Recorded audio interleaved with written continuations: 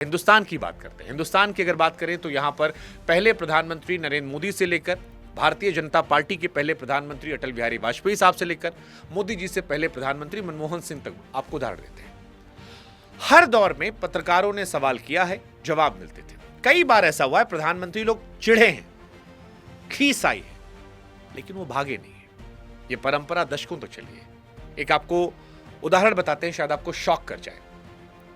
वो मनमोहन सिंह साहब जिन्हें देश ने मौन मोहन कहा था, वो भी प्रेस कॉन्फ्रेंस करते थे साल दर साल पत्रकारों के सामने बैठकर। इनफैक्ट जाते जाते जनवरी 2014 में विदाई की प्रेस कॉन्फ्रेंस भी उन्होंने की थी, जहां पर 100 से ज्यादा पत्रकार थे, तीखे सवाल थे। और वहीं पर मनमोहन सिंह साहब ने वो लाइन कही थी जो इतिहास में दर्ज हो गई कि इतिहास एक रोज मेरे साथ इंसाफ करेगा। अब आप सोचिए कि जिस आदमी को पूरा देश मौन मोहन कह रहा था, वो भी सवालों का सामना करके गए। मौन मोहन सिंह भी माइक के सामने बैठ रहे थे। मनमोहन सिंह साहब के पास मजबूरी थी। मोदी साहब, आपके पास मजबूरी नहीं है। मनमोहन सिंह ने कहा था इतिहास मेरा हिसाब करेगा। आप ये बात नहीं कह सकते। और मैं तुलना आपकी मनमोहन जी से यूं ही नहीं कर रहा हूं। यह तुलना सबसे पहले किसने की थी? खुद आपने की थी मोदी जी।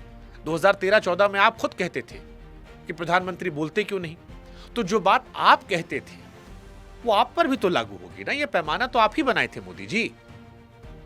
तो जो तराजू मनमोहन जी के लिए था, जब उनका मजाक मौन मोहन करके हम सब उड़ा रहे थे, आज उस पर जब आप तौले जा रहे हैं तो फिर इसमें गलत क्या है? इंसाफ तो यही है। और वैसे भी मनमोहन साहब कौन थे? नेता नहीं थे, अर्थशास्त्री थे, अफसर थे, प्रोफेसर थे। वो कभी लोकसभा तक नहीं जीते। कम बोलना उनकी फितरत थी। वो खुद प्रधानमंत्री नहीं बने थे, सोनिया गांधी ने बनाया था। कुर्सी उनके पास थी, लेकिन रिमोट कहीं और था।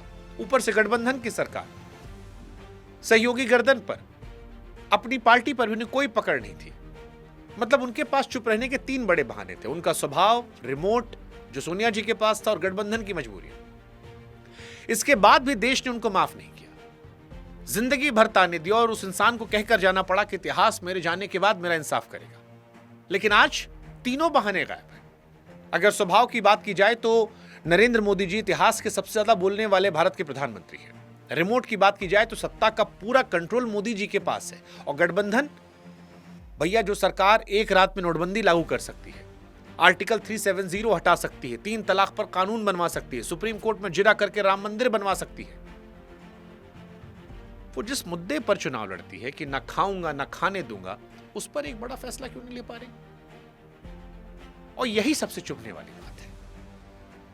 मनमोहन जी की चुप्पी फितरत थी, स्वभाव था, लेकिन देश नहीं बख्शा। आज आप बच रहे हैं, जानबूझकर चुप हैं। और जो चुप्पी फैसला हो, उसे सवाल पूछना हर नागरिक का अधिकार है। और आज हम पूछ रहे हैं आपसे कि मोदी जी, मनमोहन जी के पास मजबूरी थी, आपके पास क्या बहाना है? आप ही का नारा था ना भाई कि ना खाऊंगा ना खाने दूंगा। यही कहते ना मोदी जी। आप ना खाऊंगा, ये इंडिविजुअल ईमानदारी की बात है। हम मान लेते हैं कि आप 100% ईमानदार आदमी हैं, आप 1 पैसे की चोरी नहीं करते, मान लिए। लेकिन मोदी जी, ना खाऊंगा के बाद की लाइन थी ना खाने दूंगा। ना खाने दूंगा को जवाबदेही कहते हैं। अगर हम मान लें कि पहला वाला आप 100% निभा रहे हैं, तो भी तो मोदी जी दूसरे वाले पर सवाल होगा ना, क्योंकि आधा वादा निभाना भी तो वादा तोड़ना होता है। और इसीलिए मैं कह रहा हूं कि सवाल ईमानदारी से ज्यादा जवाबदेही का है। हो सकता है ईमानदारी आपकी निजी संपत्ति हो, लेकिन जवाबदेही जनता की अमानत है मोदी जी। और जितनी बड़ी कुर्सी होती है, जवाबदेही उतनी बड़ी होती है। यही तो लोकतंत्र है। और जब दुश्मन से बात कर सकते हैं तो अपनों से क्यों नहीं? आज जब सड़क से संसद में पुलिस वाले और बच्चे दोनों पिटा रहे थे, तो हमारे मन में सवाल आया कि अंग्रेज भी तो बात करते थे गांधी जी से। आप याद कीजिए 1931, गांधी जी अंग्रेजों के खिलाफ सड़क पर थे, अंग्रेज जेल भेजते थे, दुश्मन मानते थे। लेकिन फिर भी गांधी जी के अनशनों पर क्या होता था? वो जालिम फिरंगी सरकार जो हमारी दुश्मन थी, जिसने हमें कैद कर रखा था, वो बातचीत करती थी, चिट्ठी रखती थी, वायसराय तक हिलते थे। इरविन ने गांधी को मेज पर बैठाया, बात की, समझौता हुआ, गुलाम देश में हुकूमत अपने दुश्मन से बात कर रही थी, लेकिन आज जब हिंदुस्तान आजाद है तो चुनी हुई सरकार 3 हफ्तों में एक बार नहीं आई।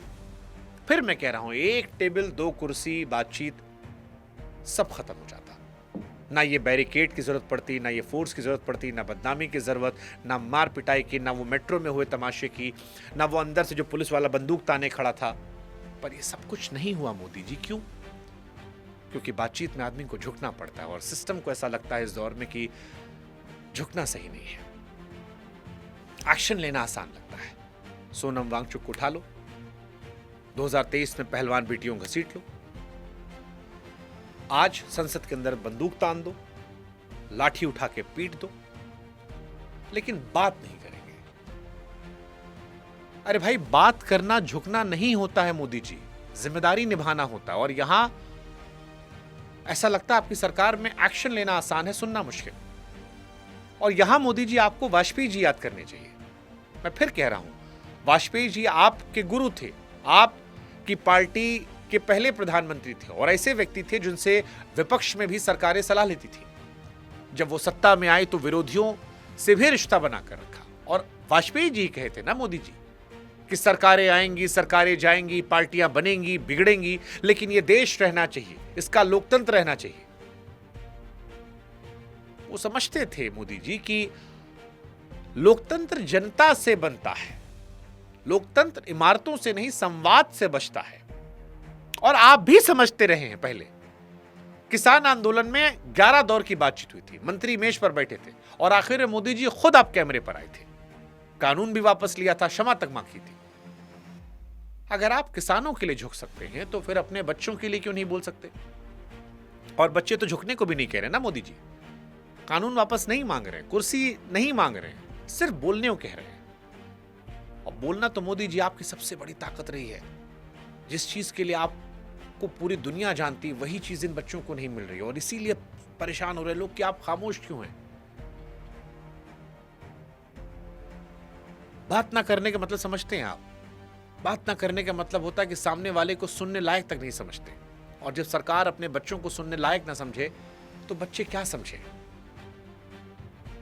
और एक बात, नौजवानों से भी गुस्सा जायज है भाई, लेकिन एक चीज याद रखना दोस्त, आखिर में गांधी वाला रास्ता जीतता है। सवाल पूछो, तेज पूछो, लोकतंत्र की गरिमा में। ये हमको आपको समझना है, लेकिन सरकार को यह समझना है कि 50 साल बाद गुस्सा क्यों है। क्योंकि गुस्सा आसमान से नहीं टपका है। आज सड़क से संसद तक जो कुछ दिखाई पड़ा, इसकी जड़ को समझने के लिए एक छोटी सी कहानी हम आपको समझाते हैं।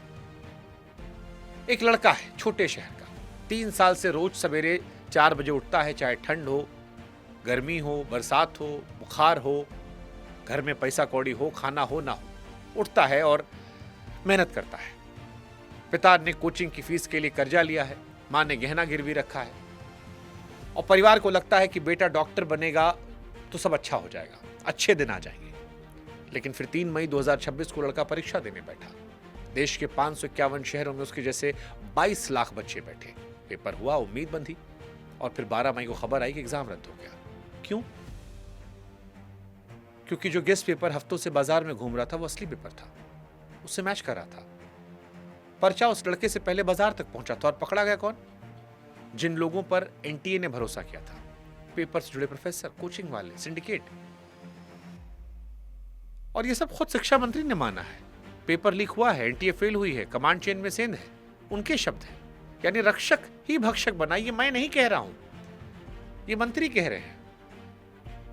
अब आप उस लड़के से पूछो भ्रष्टाचार क्या होता है, वो आपको परिभाषा नहीं बताएगा, वो आपको अपनी मां की आंखें दिखाएगा, अपने पिता के टूटते सपनों को दिखाएगा, उसका गिरा हुआ कॉन्फिडेंस आपको बताएगा। और ये पहली बार नहीं हुआ है, 2024 में भी नीट में यही हुआ था। Bihar, Jharkhand, CBI, supreme court, 5 साल के अंदर 41 परीक्षा लीक, 15 राज्यों में 1 करोड़ 40 लाख बच्चों पर असर। और ये 2024 से की गिनती है, नीट 2026 से उसमें जुड़ा भी नहीं। सब परीक्षाएं जोड़ लें तो संख्या 7 साल में 70 पेपर लीक की निकल आती है। 1 बार हो, 2 बार हो समझ में आता है, लेकिन अगर 70 बार हो रहा है तो यह धंधा है मोदी जी। और यही सवाल है कि ना खाऊंगा ना खाने दूंगा। आप नहीं खाए समझ में आता है, लेकिन 7 साल में 70 पेपर लीक हुआ, तो ये कैसे खा रहे हैं? और अगर ये खा रहे हैं और आप चुप हैं, तो फिर ये शोर नाजायज कैसे है? ठीक है, ये पुरानी बीमारी है, हर राज्य की रही। राजस्थान में कांग्रेस के राज में हुआ था, बंगाल में टीएमसी के राज में भी हुआ था, सबके राज में दशकों से हुआ। बीमारी पुरानी है, लेकिन आपको तो इलाज का ठेका 2014 में दिल्ली ने दिया था ना मोदी जी, और आपका वादा था ना खाऊंगा ना खाने दूंगा। तो इसलिए पुरानी बीमारी बताकर नया वादा माफ नहीं होता। अब आप फिर से सोचिए उस लड़के की कहानी जो बताया था हमने आपको। री एग्जाम आया 21 जून को, वो लड़का फिर बैठा, इस बार नए डर के साथ कि पेपर बिक ना जाए। उसका डर गलत नहीं था, क्योंकि सरकार डरी हुई थी। री एग्जाम के लिए क्या करना पड़ा? पूरे देश में टेलीग्राम ऐप ब्लॉक किया गया। अब आप सोचो, परीक्षा कराने के लिए ऐप को बंद करना पड़ा। पेपर बनाने वालों को, सेट करने वालों, ट्रांसलेट करने वालों, सबको गुप्त जगह छिपाया गया, जैसे गवाहों को रखा था। अब जिस देश में पेपर बनाने वालों को छिपाना पड़े, उस देश के बच्चे किस पर भरोसा करें? अब मोदी जी, आप जानते हैं जंतर मंतर पर कौन बैठा है? या आज जो प्रोटेस्ट हो रहा था, पॉलिटिकल लोग होंगे, लेकिन उन पॉलिटिकल लोगों के साथ आज जो भीड़ गुस्से में थी, उसमें ये लड़का भी था, ये लड़का भी था। और ये 50 साल पहले भी हुआ था, 1974 में। बिहार में छात्र आंदोलन उठा था, ऐसे ही मुद्दे थे, परीक्षा, बेरोजगारी, भ्रष्टाचार। सरकार वही थी, पूर्ण बहुमत वाली, ताकतवर, जवाब भी वही था। तब भी उस आंदोलन को छात्रों का नहीं, विपक्ष की साजिश बताया गया था। लग रहा है ना, पुरानी स्क्रिप्ट 50 साल बाद। फिर इतिहास में जो कुछ लिखा गया वो आज भी किताबों में पढ़ाया जाता है। इस देश ने सड़क की आवाज अनसुनी करने वालों को कभी माफ नहीं किया है। और इसीलिए कह रहे हैं कि मोदी जी, चुप्पी ब्याज समेत वसूली जाती है। आपकी सरकार ने कबूलनामा किया, कानून बनाया, ऐप बंद किया, लेकिन जब बच्चा सड़क पर आपसे बात करने आ रहा तो आप खामोश हैं। हालांकि हम ये भी कह दें कि ऐसा नहीं, सरकार कुछ नहीं की है, कदम उठाए हैं। री एग्जाम कराया है 21 जून को सख्त सुरक्षा में, लेकिन कराने वाले बोले थे, प्रधानमंत्री नहीं बोले थे। सीबीआई बैठक हुई, गिरफ्तारी हुई, सीबीआई बोली, प्रधानमंत्री नहीं बोले। पेपर लीक पर कानून बना, जेल, करोड़ों का जुर्माना, संसद बोली, प्रधानमंत्री नहीं बोले। 27 से कंप्यूटर से एग्जाम कराने का ऐलान हुआ, मंत्री बोले, प्रधानमंत्री नहीं बोले। टेलीग्राम तक ब्लॉक हुआ, आदेश जारी हुआ, प्रधानमंत्री नहीं बोले। यानी बोले लोग, लेकिन प्रधानमंत्री नहीं बोले। मंत्री बोला, एजेंसी बोली, संसद बोली, आदेश बोले, मशीनरी चली। ये मानने मुझे दिक्कत नहीं है, लेकिन फिर सवाल वही खड़ा है। मशीन भरोसा नहीं जोड़ती, आवाज जोड़ती है। भरोसा जोड़ने का काम उसका होता है जिसको देखकर जनता बटन दबाई थी। अब की बार मोदी सरकार, और इसीलिए आदमी कह रहा है कि मोदी जी, आप क्यों चुप हैं? आप ईमानदार हैं। अगर लोग कह रहे हैं नीचे वाले खा लिए, तो ये सवाल तो उठेगा ना मोदी जी कि घर का मुखिया ईमानदार हो, घर में रोज चोरी हो, तो चुप बैठे या चोर पकड़े? क्योंकि जो पकड़े गए वो प्यादे लगते हैं, प्रोफेसर, कोचिंग वाला दलाल। वजीर कहां है? छोटी मछलियों की बलि से बड़े तालाब साफ नहीं होते,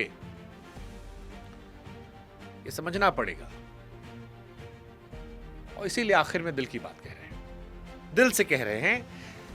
ये वीडियो हम मोदी जी के खिलाफ नहीं बनाए हैं, ये वीडियो उस कुर्सी से सवाल करते हुए बनाए हैं जिस पर आज मोदी जी बैठे हैं। कल को मनमोहन जी बैठे थे, कल कोई और बैठेगा, चेहरा बदलेगा, लेकिन ये सवाल हमेशा यही रहेगा। सवाल पूछने वाला दुश्मन नहीं है, सवाल पूछने वाली जनता है, और जनता काम यही है, पत्रकार का काम यही है। दुश्मनी साबित करना जनता की जिम्मेदारी नहीं है, लेकिन जवाब देना सरकार की जिम्मेदारी है। और यकीन मानिए, अगर प्रधानमंत्री इस घटना पे बच्चों से मिल लेते, संवाद कर लेते, हम ही तारीफ करने आते यार, वाह मोदी जी वाह। किया है भाई, पहलगाम में कई घटनाएं हुई थी जहां पर हमने मोदी जी के सामने तारीफ की थी।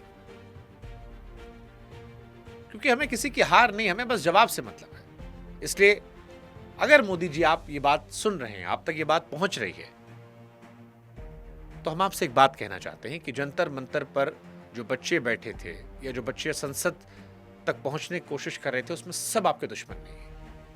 कई हैं जिनके घर वाले और जो खुद आपको वोट देते हैं, जिन्होंने आपके लिए कैंपेन किया है, जो आपसे उम्मीद रखते हैं। और ये वो बच्चे हैं जिन्होंने परीक्षा हॉल में देश का सिस्टम माना था, लेकिन सिस्टम ने उनका पेपर बेच दिया। उनका गुस्सा आपसे नफरत नहीं है, टूटा भरोसा है। और टूटा भरोसा लाठी से नहीं, बातचीत करने जुड़ता है मोदी जी। इसलिए शिकायत नहीं, 3 ठोस समाधान हम आपको देके जा रहे हैं। आप ठीक कर सकते हैं अभी भी इसे। पहला, छात्रों के प्रतिनिधियों से संवाद कीजिए। मेज पर एक मेज लगाइए, 2 कुर्सी। नहीं होगा तो हमसे ले लीजिएगा, हम लकड़ी वाला 2 लगवा देंगे। बात कीजिए, और हो सके तो आप ही बात कर लीजिए। आधा आदमी तो इसी में मेस्मराइज हो गया, अरे मोदी जी बात कर लिए हमसे। आधा देश का भरोसा आ जाएगा। जो व्हाट्सएप पर बैठा लड़का देख रहा है या इंस्टा, फेसबुक, टेलीग्राम पर, उसी में खुश हो जाएगा। दूसरा, पेपर लीक का पूरा सच सार्वजनिक कीजिए।